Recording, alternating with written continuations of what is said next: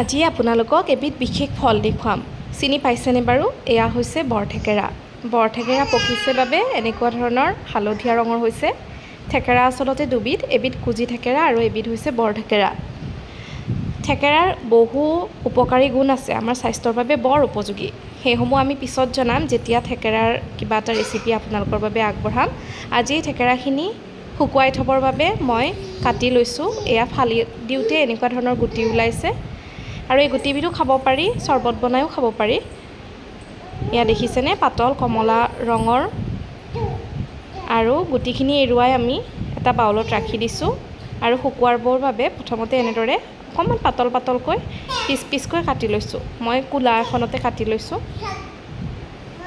কাটি লৈ আমি এতিয়া ৰ'দত শুকাবলৈ দিম। থেকেৰা টেঙাবিধৰ কিন্তু বহুত উপযোগী গুণ আছে দেই।